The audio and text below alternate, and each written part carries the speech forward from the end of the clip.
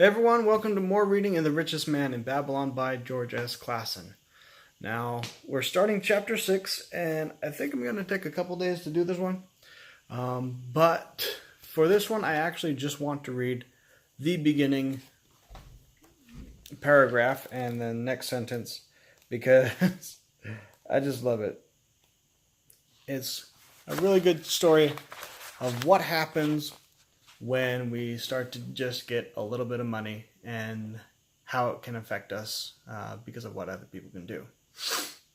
50 pieces of gold. Never had Rodan, the spear maker of old Babylon, carried so much gold in his leather wallet. Happily down the king's highway from the palace of his most liberal majesty he strode. Carefully the gold clinked in the wallet as his belt swayed from each step. The sweetest music he had ever heard. 50 pieces of gold, all his. What should he make of it? This evening, as he turned to a side street towards the home of his sister, he could think of nothing he would rather possess than those same glittering heavy pieces of gold, his to keep. It was upon an evening of some days later that a perplexed Rodan entered the shop of Mathon, the lender of gold. And the story goes on to say that the reason why he went from so happy one night to just a few days later is that since he had so much gold, people wanted to share it with him. Now, he could easily say no to most of them, but one of them in particular was his sister. And his sister wanted to have him lend him some of the gold so that her husband could start up being a merchant himself. Which is somewhat understandable, but that's the way it's going to go. As you begin the path of managing your money, putting some aside, and then investing in something and making a deal of money out of it, and once you start to have more because you're learning how to handle money and work money and make it work for you, you're going to start being blessed. But other people that aren't doing that are going to want a piece of it, and they're going to want you to benefit them and bless them in return because, well, you should. It's your duty to be kind to others, right? And for me, honestly, that's the most ridiculous thing. You're putting forth the effort.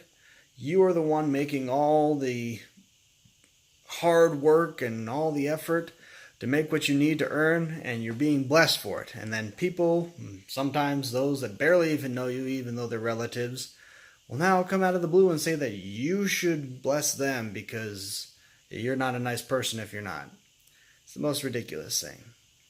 But that's the way it goes. But if you do want to end up helping people, especially the ones that are dear to you, like the man's sister was actually, there's a story that he shares of two animals and a farmer that could listen to animals. And one was a donkey, one was an ox, and the ox complained about his work, and the donkey says, well, you could just play sick the next day and you'll be okay. And then you'll have a day of rest. Well, what ends up happening is the donkey has to then do the ox's work.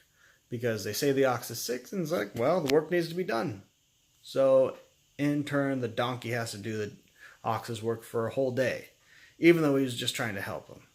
And it comes down, if you want to help someone, that's fine. But especially if they're dear to you. It's great. It's a great thing to do, to help others, to give service.